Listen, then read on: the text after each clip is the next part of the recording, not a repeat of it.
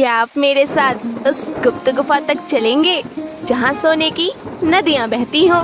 तुम लोग हमें राक्षस कहते हो, लेकिन असली राक्षस तो तुम्हारी बस्ती में रहते हैं। शाम का अंधेरा जब दस्तक देने लगता है तब जंगल की रहस्यमयी घटनाएं गहरी सांसें लेने लगती है। श्यामा पर्वत की तलहटी में बसे नूर घाटी के लोग जानते थे कि सूरज ढलने के बाद जंगल की तरफ जाने का मतलब है कभी वापस लौट कर ना आना। यहाँ की हवा में रात की रानी के फूलों की खुशबू इतनी तेज थी कि वो नाक में नहीं सीधा रूह में उतर जाती थी। लेकिन ये खुशबू किसी बगीचे की नहीं बल्कि एक मरणशील मायावी षड्यंत्र की थी। जंगल के सबसे डरावने हिस्से में जहाँ सूरज की रोशनी भी पत्तों से छनकर जाने में कतराती थी, वहाँ वह रहती थी जिसे गांव वाले कहते थे रात की रानी। वह हर रात अपनी बांसुरी की धुन पर उन लोगों को पुकारती जो श्यामा पर्वत की तलहटी में नूर घाटी पर बसे थे। आज फिर हवा में वो रहस्यमयी खुशबू घुलने लगी थी। आज फिर जंगल ने अपनी आंखें खोली थी और आज फिर कोई अनजान राहगीर उस मायावी संगीत की ओर कदम बढ़ा रहा था। आहा, ये कैसी खुशबू है, जैसे हजारों मोगरे और रात की रानी के फूल एक साथ खिल गए हो।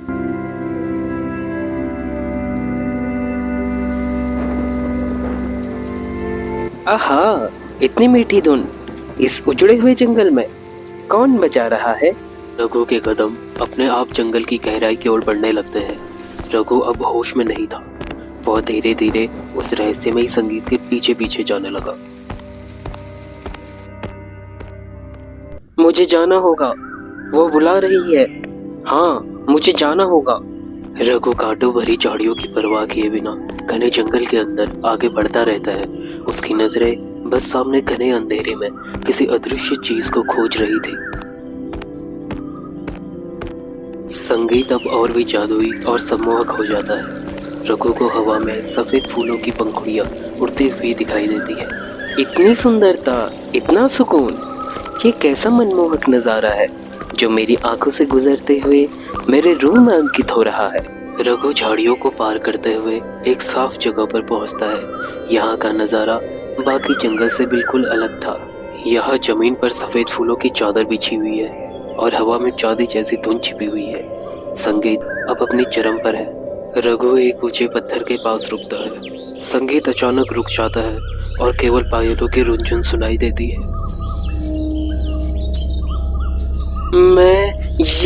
मैं कहाँ हूँ? यहाँ कोई है? तभी अंधेरे से एक मधुर व ठंडी आवाज गूंजती है। इतनी जल्दी घबरा गए राही, अभी तो महफिल शुरू भी नहीं हुई है। रघु पीछे मुड़ता है। एक विशाल रात की रानी के पौधे के पीछे से एक धुंधली आकृति उभरती है।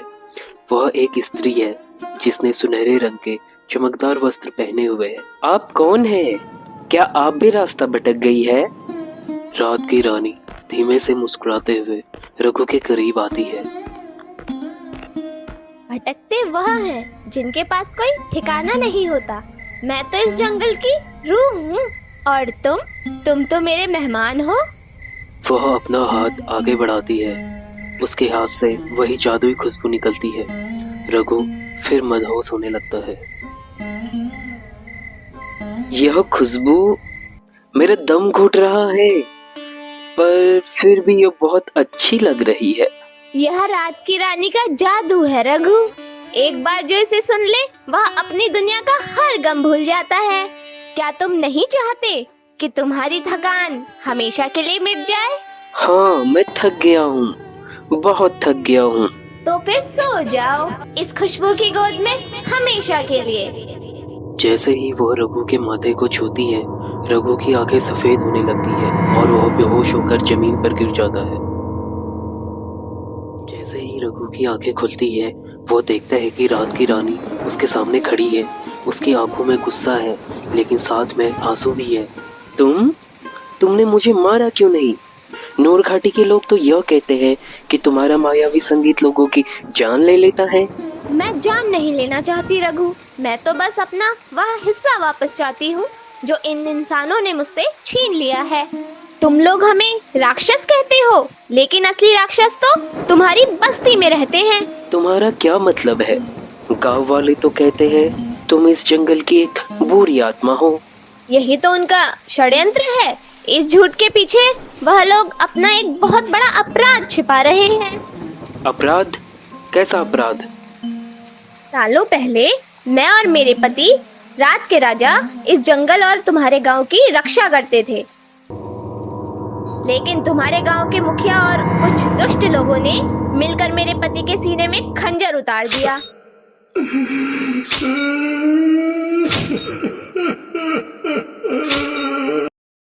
क्या? हाँ रघु, मेरे पति के सीने में एक चमत्कारी मणि थी। उसी मणि के लालच में आकर गांव वालों ने मेरे पति के सीने में खंजर उतार दिया और वह चमत्कारी मणि चुरा ली। तो क्या यह सब एक बदला है? तुम उन लोगों को इसलिए बुलाती हो ताकि अपने पति की मौत का बदला ले सको? हाँ, और आज तुम यहाँ आए, लेकिन तुम्हारी आंखों में मुझे वह लालच नहीं दिख रहा जो बाकी लोगों की आंखों में होता है। अगर तुम्हारे पति के साथ बुरा हुआ है तो मैं तुम्हारी मदद करूंगा। मैं उस चमत्कारी मणि को ढूंढने में तुम्हारा साथ दूंगा। हम उन गुनहगारों से बदला लेंगे जिन्होंने एक रक्षक को दुश्मन बना दिया। तुम इंसान होकर मेरा साथ दोगे? याद रहे रघु, यह रास्ता बहुत खतरनाक है। अगर पकड़े गए तो वह लोग तुम्हें भी नहीं छोड़ेंगे। मुझे अपनी जान की परवाह नहीं है। मुझे परवाह है उस सच की जिसे नूर घाटी के लोगों ने दबा कर रखा है। बताओ रानी, हमें कहाँ से शुरू करना है? रात की रानी धीरे से अपना हाथ आगे बढ़ाती है। जैसे ही रघु उसका हाथ थामता है, एक नीली रोशनी फैल जाती है और दोनों के बीच एक अनकहा समझौता हो जाता है।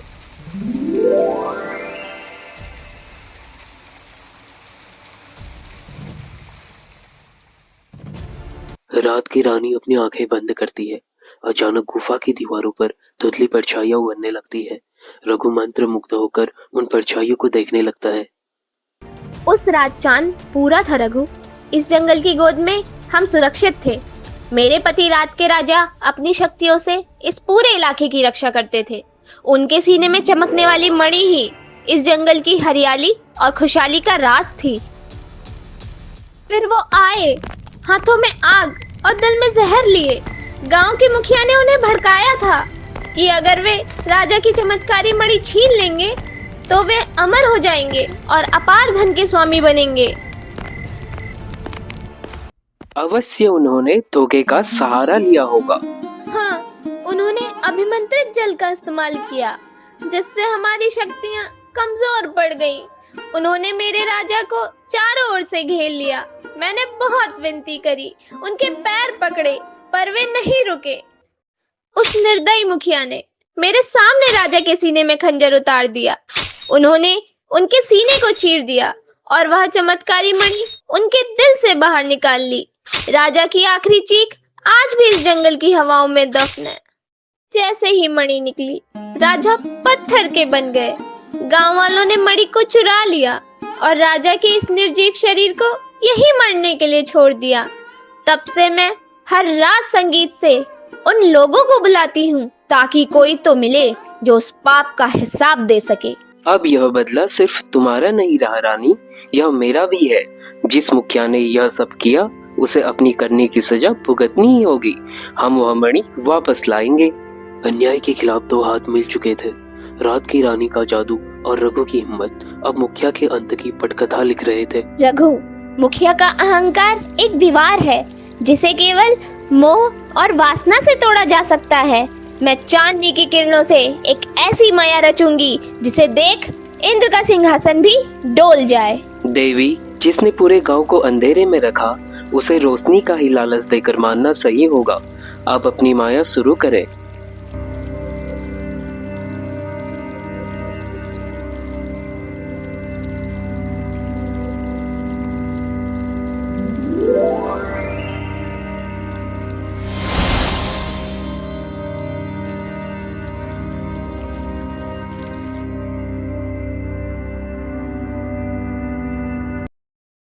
अचानक हवाओं का रुख बदल गया। चमेली और रात की रानी की महक मुखिया के नसों में उतरने लगी। तभी चाँद के घेरे से एक परछाई नीचे उतरी और एक ऐसी सुंदरी का रूप लिया जिसे देख पत्थर भी पिघल जाए।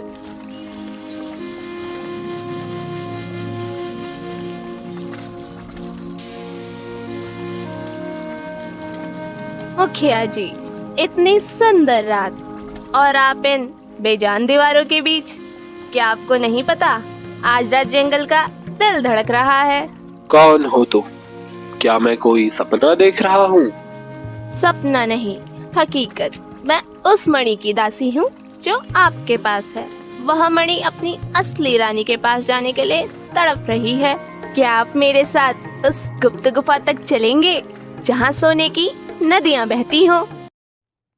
मुखिया पूरी तरीके से उस सुंदरी के वश में हो गया था। मुखिया सुंदरी के पीछे पीछे जंगल के गहरे रास्तों पर चलने लगा। सुंदरी के पीछे चलते चलते मुखिया यह भूल गया कि वह गांव की सीमा पार कर चुका है। हर कदम के साथ रास्ता और भी रहस्यमय होता जा रहा था। उसे लग रहा था कि वह स्वर्ग की ओर बढ़ रहा है, लेकिन असल में वह पाताल के द्वार पर था। ठहरो सुंदरी, तुम इतनी तेज क्यों चल रही हो? देखो, झाड़ियों में कुछ चमक रहा है। क्या वो सोना है? जो यहाँ दिखता है वो होता नहीं है मुखिया जी, और जो होता है वो आपको दिखाई नहीं देगा। मंजिल करीब है, बस चलते रहिए। वे एक पुराने सूखे तालाब के किनारे पहुंचते हैं। तालाब के बीचों बीच एक सिंहासन लगा है। सुंदरी जाकर उस सिंहासन पर बैठ जाती है।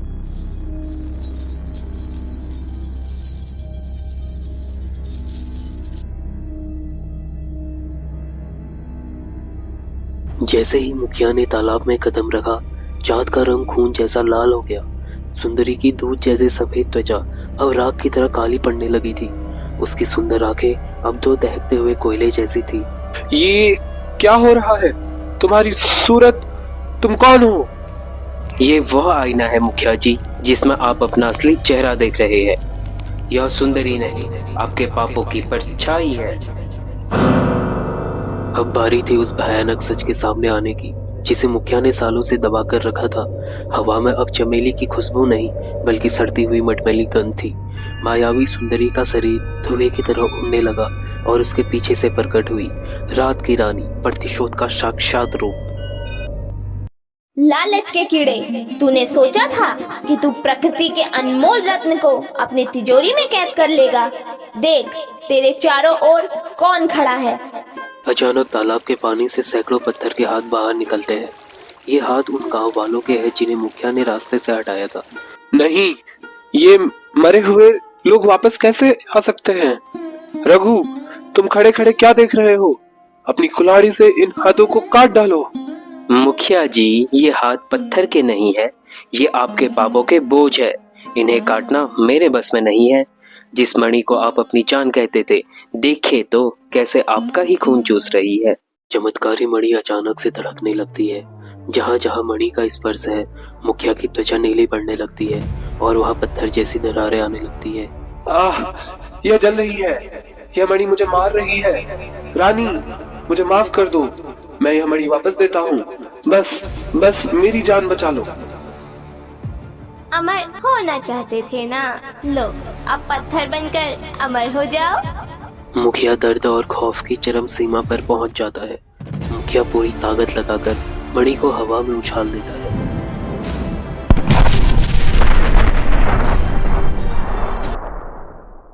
षड्यंत्र पूरा हो चुका था। मुखिया का घमंड मिट्टी में मिल चुका था, लेकिन रानी की मंजिल अभी भी बाकी थी। वह मणि जिसे इंसानों ने लालच का जरिया बनाया, आज एक प्रेम कहानी को फिर से जीवित करने वाली थी। सालों तक मैंने इस ठंडे पत्थर में तुम्हारी धड़कनें महसूस की हैं। आज यह इंतजार खत्म हुआ। अब हमें कोई अलग नहीं कर पाएगा। जैसे ही मणि ने अपनी असली जगह छुई, पूरे जंगल में एक नीली लहर दौड़ गई। नीली रोशनी पत्थर की दरारों में पानी की तरह बहने लगी। अचानक वह कठोर पत्थर मोम की तरह पिघलने लगा। रघु यह देखकर हाथ जोड़ लेता है। राजा और रानी की जोड़ी चमकती हुई चांदनी के साथ धीरे धीरे हवा में विलीन होने लगती है। पाप का अंत हमेशा बुरा होता है और सच्चा प्रेम कभी नहीं मरता।